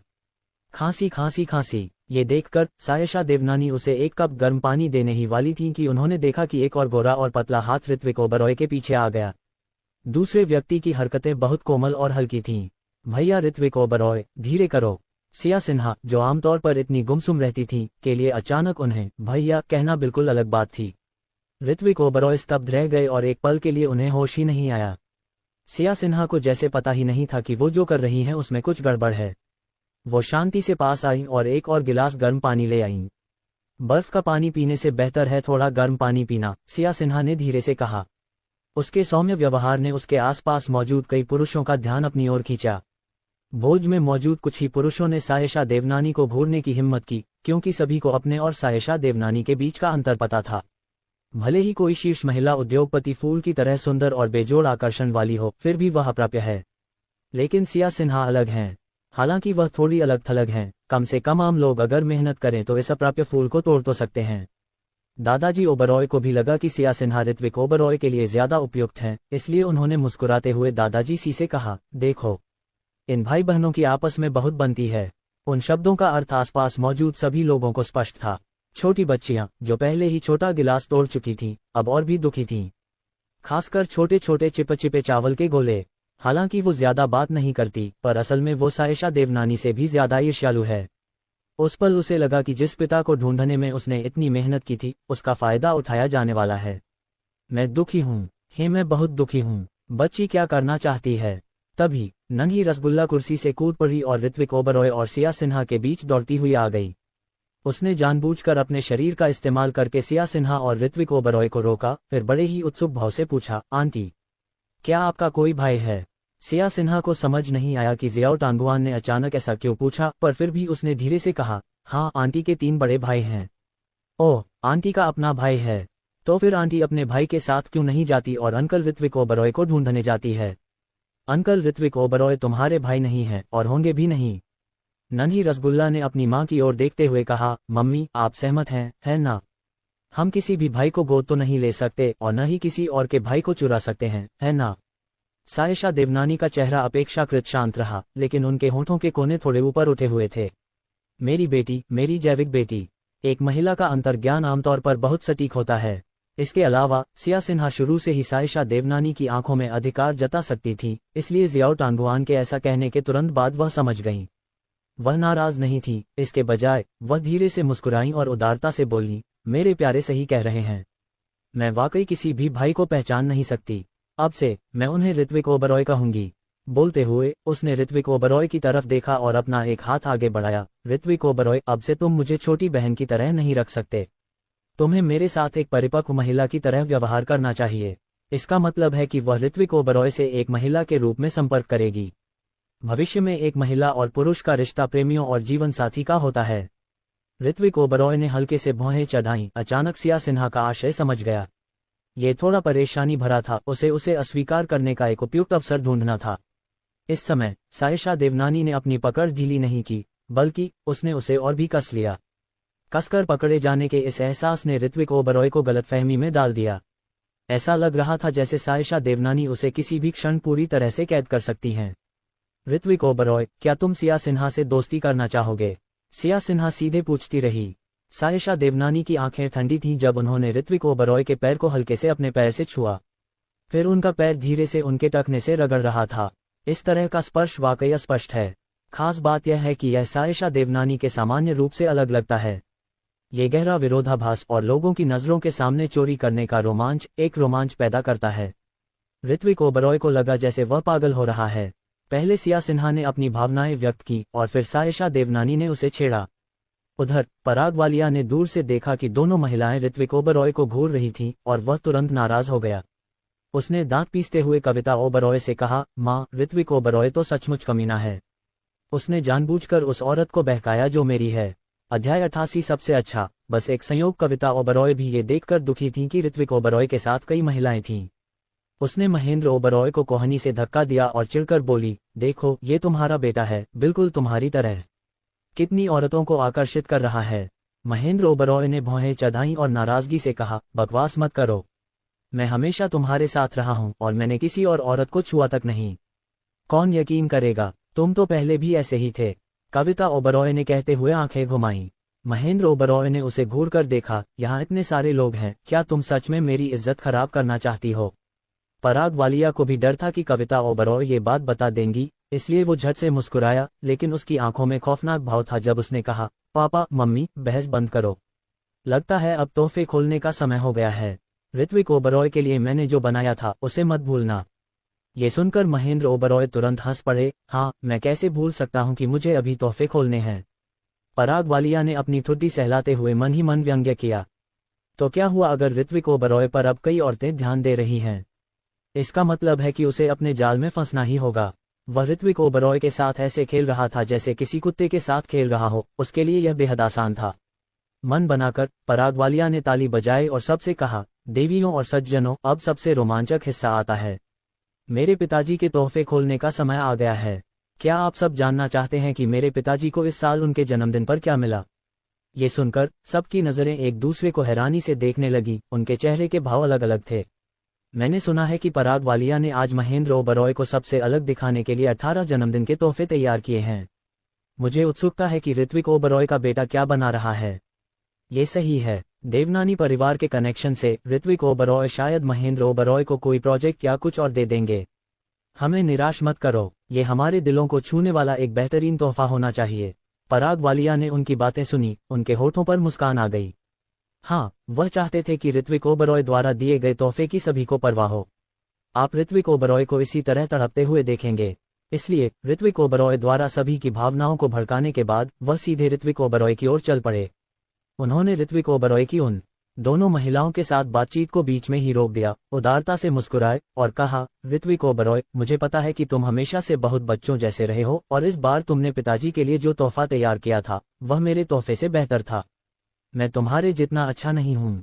मुझे उम्मीद है कि तुम भविष्य में मेरा बेहतर ख्याल रखोगे और मुझे सबकी खिल्ली का पात्र बनाना बंद करोगे। वह जानबूझकर ऋत्विक ओबरॉय की चापलूसी कर रहा है, उसका मकसद तारीफ करके उसे बर्बाद करना है। ऋत्विक ओबरॉय उसकी चालों को कैसे न समझ पाते। दरअसल ऋत्विक ओबरॉय और पराग वालिया कई सालों से झगड़ रहे थे और ऋत्विक ओबरॉय पराग वालिया की चालों से पहले से ही वाकिफ थे। वह अब इस आदमी को अपनी चापलूसी करने की इजाजत नहीं देंगे। पापा, आपको ऋत्विक ओबरॉय का तोहफा सबसे आखिर में खोलना होगा, ये ग्रैंड फिनाले होना चाहिए। पराग वालिया ने फिर महेंद्र ओबरॉय की तरफ देखा। महेंद्र ओबरॉय ने फिर जानबूझकर पूछा, क्या उसने मुझे जो तोहफा दिया था वह वाकई इतना अच्छा था? जाहिर है, जब मुझे तोहफे मिले थे तो मैंने उन्हें बहुत ध्यान से देखा था। हमारा कोई भी तोहफा उसके जितना अच्छा नहीं था। पराग वालिया ने बोलते हुए ऋत्विक ओबरॉय की तरफ देखा और मुस्कुराते हुए कहा, ऋत्विक ओबरॉय, क्या तुम्हें ऐसा नहीं लगता? नहीं, यामिनी ओबरॉय अब खुद को रोक नहीं सकी। वह ऋत्विक ओबरॉय के लिए एक उपहार तैयार कर रही थी, इसलिए उन्हें पता था कि यह पेंटिंग की एक प्रतिकृति मात्र है, कोई उच्च स्तरीय उपहार नहीं। उसे सच में चिंता है कि पराग वालिया ऋत्विक ओबरॉय की इतनी तारीफ कर रहे हैं कि बाद में वह बुरी तरह गिर जाएगा। इसलिए उसने झट से कहा, दरअसल भाई पराग वालिया, तुमने जो किया है उसकी तैयारी उतनी अच्छी नहीं है। पराग वालिया का चेहरा काला पड़ गया और उन्होंने यामिनी ओबरॉय से नाराज होकर कहा, एक औरत होने के नाते तुम्हें क्या हक है कि जब कोई मर्द बोल रहा हो तो बीच में टोक दो? बैठ जाओ। मैं यामिनी ओबरॉय ने अपने होंठ भींच लिए, खुद को अन्याय और शर्मिंदगी महसूस करते हुए, क्योंकि ओबरॉय परिवार में पराग वालिया से भिड़ने की उसकी हिम्मत ही नहीं थी। ये देखकर दादाजी ओबरॉय नाराज हो गए। पराग वालिया, वह तुम्हारा चचेरा भाई है, ये कैसा रवैया है? दादाजी, नाराज मत होइए, मुझे बस ये पसंद नहीं कि यामिनी ओबरॉय हमेशा ऋत्विक ओबरॉय को नीची नज़र से देखती हैं। ऋत्विक ओबरॉय हमारे परिवार में सबसे होनहार इंसान हैं। ऋत्विक ओबरॉय जैसे व्यक्ति में असाधारण क्षमताएं होनी चाहिए, वह उसे इस तरह कैसे नीचा दिखा सकती है? पराग वालिया की बातें सच्चाई को तोड़ मरोड़ कर पेश करती हैं। वही तो ऋत्विक ओबरॉय को नीचा दिखाता था, लेकिन अब वह सारा दोष यामिनी ओबरॉय पर डाल रहा है। उसकी बातें सुनकर यामिनी ओबरॉय की आंखें लाल हो गईं और उन्होंने जल्दी से ऋत्विक ओबरॉय को समझाया, ऋत्विक जी, मैंने नहीं किया, मैंने सच में नहीं किया। चुप रहो। कविता ओबरॉय ने यामिनी ओबरॉय की तरफ आंखें घुमाईं, उन्हें एक तरफ धकेला और फिर ऋत्विक ओबरॉय को घूरते हुए कहा, चूंकि पराग वालिया ने कहा है कि तुमने अपनी तैयारी कर ली है, तो तुम्हारे पापा और मैं भी उसका बेसब्री से इंतजार कर रहे हैं। हमें फिर से निराश मत करना, समझे? ये देखकर कि कविता ओबरॉय भी जानबूझकर ऋत्विक ओबरॉय के खिलाफ साजिश रच रही थी, यामिनी ओबरॉय फूट फूट कर रोने लगी और जल्दी से ऋत्विक ओबरॉय के कपड़े खींचने लगी। ऋत्विक जी, वरना पहले चलो। यामिनी ओबरॉय को सचमुच डर था कि पराग वालिया ऋत्विक ओबरॉय को मौत के घाट उतार देगा। लेकिन तभी नन्ही लाडो ने यामिनी ओबरॉय को एक टिश्यू पेपर दिया और प्यार से कहा, आंटी मिंगमेंग, रो मत, कोई बात नहीं, चूंकि हम उपहार खोलने जा रहे हैं, चलो सब मिलकर देखते हैं। कोई बहुत बड़ा सरप्राइज हो सकता है। लेकिन यामिनी ओबरॉय कहना चाहती थीं कि उनके द्वारा तैयार किए गए उपहार पहले से ही वहां मौजूद हैं और अगर वे उन्हें खोलेंगे तो उन्हें जरूर शर्मिंदगी होगी।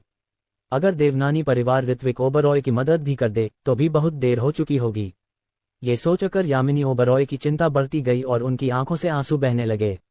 यामिनी ओबरॉय को रोता देख कविता ओबरॉय और पराग वालिया को एहसास हुआ कि ऋत्विक ओबरॉय के पास निश्चित रूप से कोई अच्छा उपहार नहीं है।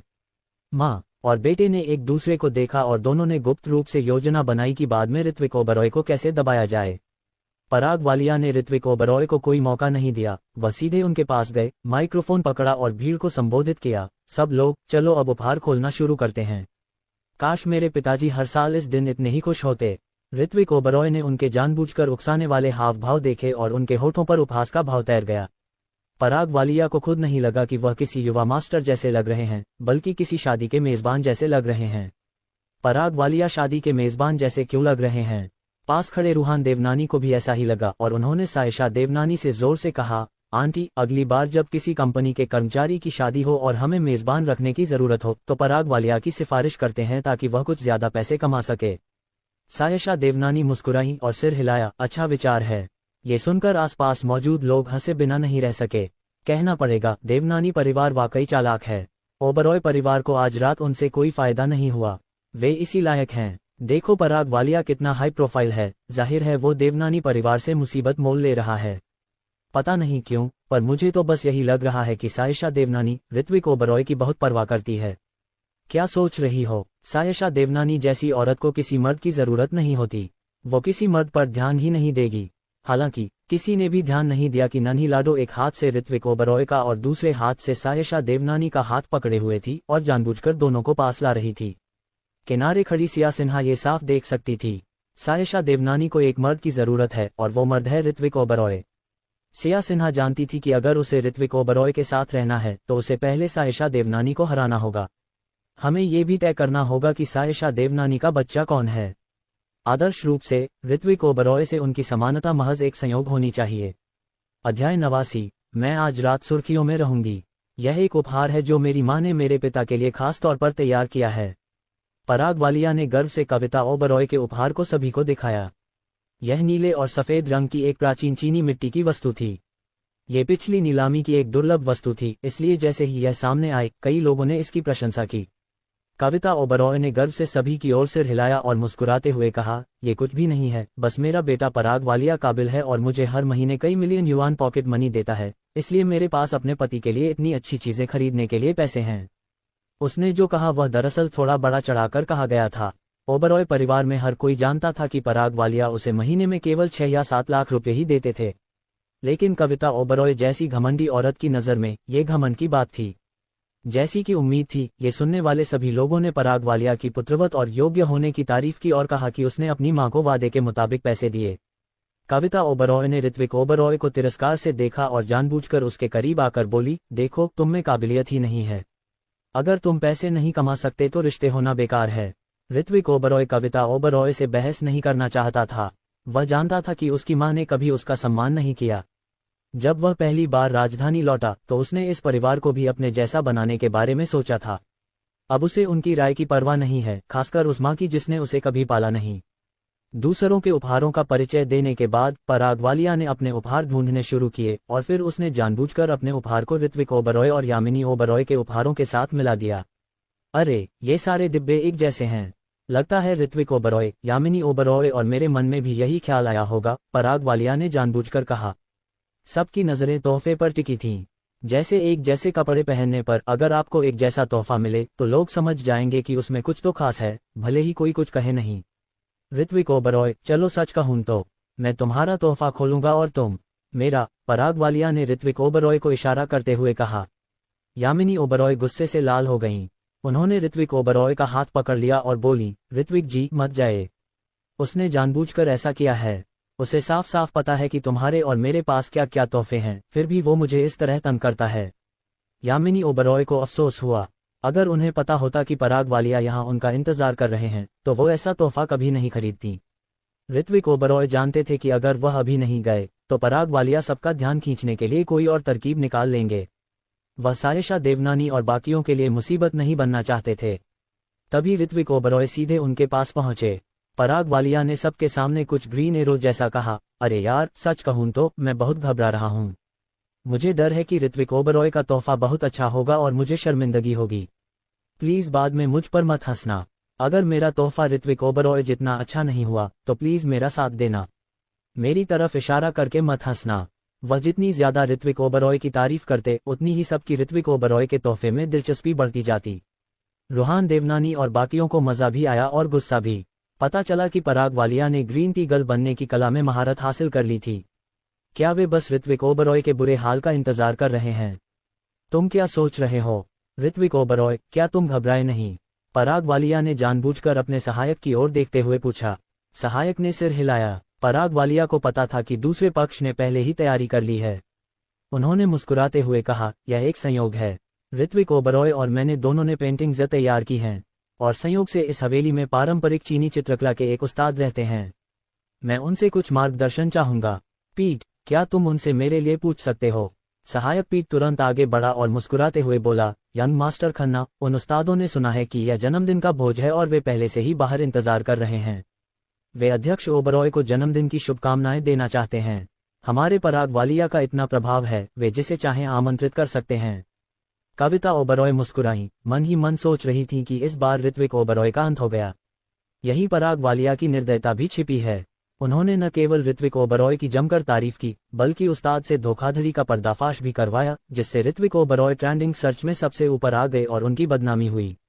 माँ, ये तो बस एक इत्तेफाक है, और वैसे भी मैं ऋत्विक ओबरॉय से तुलना नहीं कर सकता। पराग वालिया ने ऋत्विक ओबरॉय की ओर देखते हुए कहा, क्या आपको ऐसा नहीं लगता?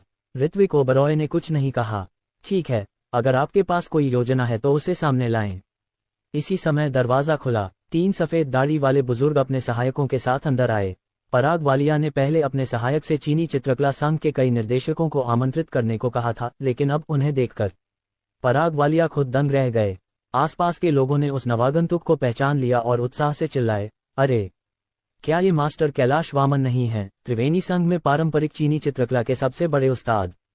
और वो जुबिन वर्मा हैं, और वो मास्टर लानकांग हैं। ये तीनों देश के शीर्ष उस्ताद हैं। जब किसी ने उनके नाम लिए तो सभी हैरान रह गए और माहौल तुरंत बदल गया। पराग वालिया से जैसी उम्मीद थी, उन्होंने वाकई इतनी बड़ी हस्ती को आमंत्रित कर ही लिया। लगता है वो काफी काबिल हैं। मैंने सुना है कि कैलाश वामन और उनके समूह को आमंत्रित करना आसान नहीं होता, और उन्हें इस तरह के आयोजन सबसे ज्यादा नापसंद हैं। आज उनका आना दर्शाता है कि पराग वालिया उनकी नज़र में असाधारण हैं।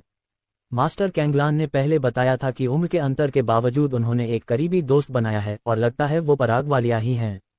आज रात पराग वालिया ही सबका ध्यान अपनी ओर खींचने वाले हैं। कई युवा सीईओ आज भी पराग वालिया से ईर्ष्या करते हैं। ये जानना जरूरी है कि पारंपरिक चीनी चित्रकला के ये उस्ताद कोई साधारण लोग नहीं हैं। उनके परिवारों और उनके प्रभाव को चंद शब्दों में बयां नहीं किया जा सकता। यदि आप ऐसे किसी व्यक्ति से मित्रता कर सकते हैं, तो आपके भविष्य की संभावनाएं स्वाभाविक रूप से असीमित हैं। अपने आसपास हो रही चर्चाओं को सुनकर पराग वालिया को बेहद गर्व हुआ। उन्होंने अपने सहायक पीट को एक स्वीकृति भरी नजर से देखा और मन ही मन कहा, शाबाश। लेकिन पीट थोड़ा उलझन में था। उसे याद ही नहीं था कि उसने इतने बड़े आदमी को काम पर रखा था। क्या इसका मतलब यह है कि समय पर पैसे मिलने के बाद उन लोगों ने उसे अभिनेता ढूंढने में मदद की? पीट को थोड़ी राहत मिली कि यहाँ किसी ने ध्यान नहीं दिया कि वे अभिनेता हैं, वरना अगर बात बिगड़ जाती तो पराग वालिया उन्हें जरूर नौकरी से निकाल देते। सज्जनों, मैं ओबरॉय परिवार का सहायक हूँ, कृपया मेरे पीछे आइए। पीट ने अपना पसीना पोंछा और तीनों मास्टर्स को एक चापलूसी भरी मुस्कान के साथ अपने पास ले गया। मास्टर्स को यह अजीब लगा कि उन्होंने उस व्यक्ति का आने से पहले अभिवादन नहीं किया। शायद कोई और योजना है। नमस्कार आदरणीय मास्टर्स, हम आज यहाँ अपने पिता के लिए एक उपहार खोलने आए हैं। हम आप सभी से अनुरोध करते हैं कि आप हमारे गवाह बने। पराग वालिया ने मुस्कुराते हुए उनका अभिवादन किया। तीनों मास्टर्स ने सिर हिलाया। पराग वालिया ने ऋत्विक ओबरॉय की तरफ देखा और पूछा, तो क्या हम इसे साथ में खोलें? हम ऋत्विक ओबरॉय, बस आप इंतजार कीजिए। एक बार ये पेंटिंग्स खुल गईं, तो आप यहाँ सबसे ज्यादा अपमानित होंगे। मैं इतने लंबे समय से नींव रख रहा हूँ, बस आपके शर्मिंदा होने का इंतजार कर रहा हूँ। अध्याय 90। आप एक दुष्ट बूढ़ी चुड़ैल हैं। पराग वालिया की बात खत्म होने के बाद उन्होंने ऋत्विक ओबरॉय के जवाब का इंतजार नहीं किया, बल्कि ऋत्विक ओबरॉय की पेंटिंग खोली। ऋत्विक ओबरॉय ने उनकी तरफ उदासीनता से देखा, फिर अपने हाथ में रखे बॉक्स को खोला, स्क्रॉल उठाया और उदारता से उसे खोल दिया। पराग वालिया ये देखकर कुछ हैरान हुए कि दोनों पेंटिंग्स अलग अलग थीं। उन्होंने तुरंत अपने सहायक पीट की तरफ देखा और आंखों ही आंखों में पूछा कि क्या हो रहा है, लेकिन अगले ही पल किसी ने पराग वालिया के हाथ में रखी पेंटिंग की ओर इशारा किया और जोर से हंस पड़ा। इस पेंटिंग में क्या गड़बड़ है? इसकी स्याही अभी तक सूखी क्यों नहीं है? बाकी लोग भी हंस पड़े।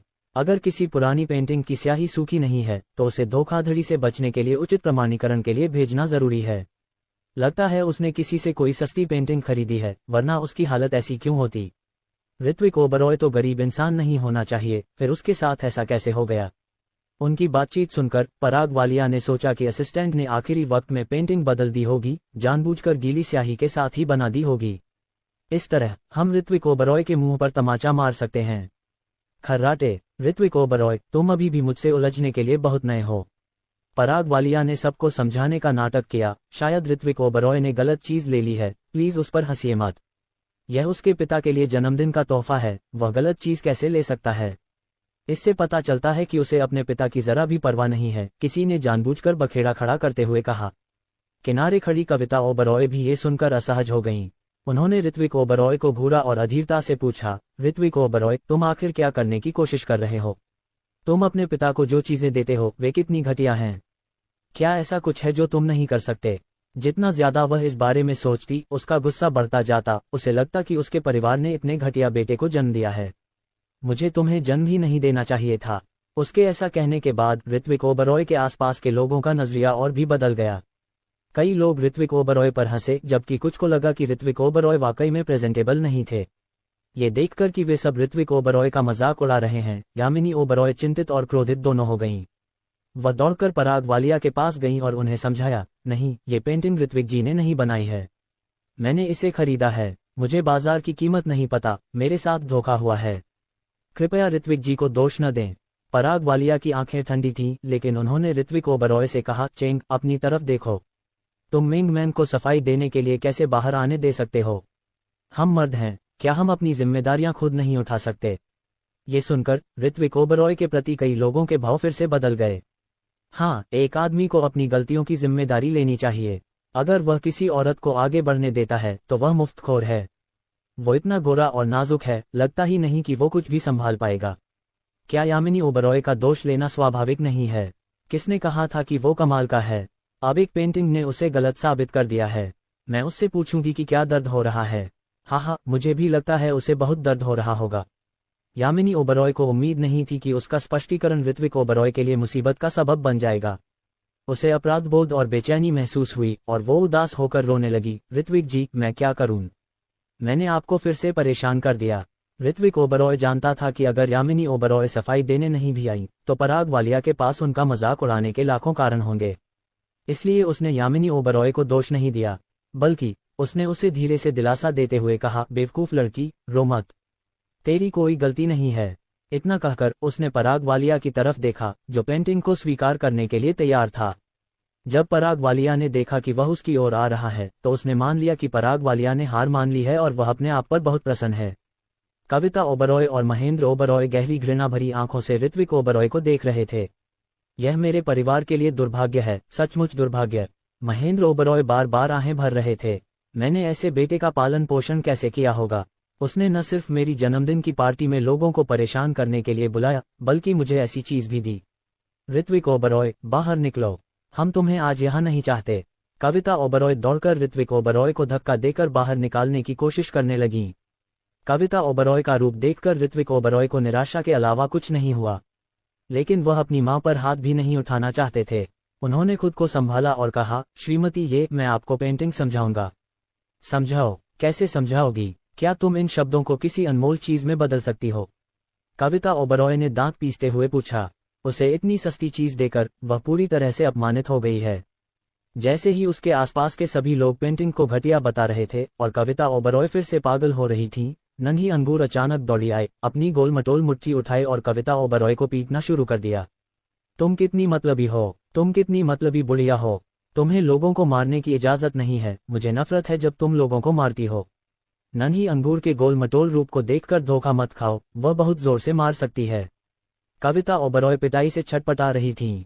उन्होंने जियाओ पुताओ की तरफ देखा, गुस्से से फटने ही वाली थीं कि उनकी नज़र सायशा देवनानी और बाकी लोगों पर पड़ी। देवनानी परिवार को हल्के में नहीं लिया जा सकता। कठोर चट्टानों का सामना न कर पाने के कारण वह धमकाने के लिए नर्म चट्टानों की तलाश करने लगीं। ऋत्विक ओबरॉय, देखो अपनी तरफ। कविता ओबरॉय ने ऋत्विक ओबरॉय की तरफ इशारा किया और गुस्सा हो गईं। नन्ही अंगूर के उसे मारने के बाद उसने अपनी बाहें क्रॉस कर लीं, जो अचानक हल्की हो गईं। गंभीर भाव से उसने भीड़ से कहा, क्या तुम सच में सोचते हो कि चित्रकारी बुरी है? इस सवाल से सभी अचंभित रह गए और एक दूसरे को देखने के बाद बोलने की हिम्मत नहीं जुटा पाए। सब जानते थे कि देवनानी परिवार छोटी अंगूर के पीछे पड़ा है। क्या वे देवनानी परिवार से पंगा ले सकते थे? ये देखकर कि वे चुप हैं, छोटी अंगूर ने अपना नन्हा हाथ बढ़ाया और ऋत्विक ओबरॉय से धीरे से कहा, गले लगो। ऋत्विक ओबरॉय झट से नीचे झुके और उसे उठा लिया। छोटी अंगूर अब थोड़ी संतुष्ट हुई। उसने अपना नन्हा सा चेहरा ऋत्विक ओबरॉय के चेहरे से रगड़ा और फिर सबसे कहा, मेरी माँ ने मुझे किंगवो में एक पेशेवर चित्रकारी शिक्षक दिया है, इसलिए मुझे पारंपरिक चीनी चित्रकारी की प्रामाणिकता के बारे में थोड़ा बहुत पता है। जिस चित्रकारी को तुम खराब कह रहे हो वह नकली नहीं है। यह नकली के अलावा और क्या हो सकता है? कविता ओबरॉय ने आंखें घुमाई, ये सोचकर कि एक छोटे से शरारती बच्चे का ये दावा करना कि वह इतना कुछ जानता है एक मजाक था। नन्हे अंगूर ने उसकी तरफ देखा तक नहीं और बोला, यह एक समकालीन उस्ताद की कृति है। अंतर्राष्ट्रीय कला प्रदर्शनियों और नीलामियों में इसकी कीमत कम से कम 2 करोड़ है। हा, क्या मजाक है? ऋत्विक ओबरॉय मेरा बेटा है। क्या तुम्हें लगता है कि मुझे उसकी कीमत नहीं पता? 2 करोड़ तो दूर, उससे तो 2000 युआन में भी एक पेंटिंग खरीदने में मुश्किल होगी। कविता ओबरॉय को लगा कि ज़ियाओ पुताओ बकवास कर रहा है और वह हंसते हंसते रो पड़ी। जहां बाकियों को नन्हे अंगूर की बातों पर शक था, वहीं किसी की हिम्मत नहीं हुई कि उनका खंडन कर सके, क्योंकि सायशा देवनानी की आंखें बहुत डरावनी थीं। उन्हें हमेशा लगता था कि वे कल का सूरज उगते हुए नहीं देख पाएंगे। महेंद्र ओबरॉय अपनी पत्नी से ज्यादा शांत थे। एक दयालु मुस्कान के साथ उन्होंने ज़ियाओ पुताओ से कहा, मिस, बेशक मुझे लगता है कि उस्ताद की पेंटिंग कीमती है, लेकिन ऋत्विक ओबरॉय हमारा बेटा है और हम जानते हैं कि उसके पास कितनी बचत है।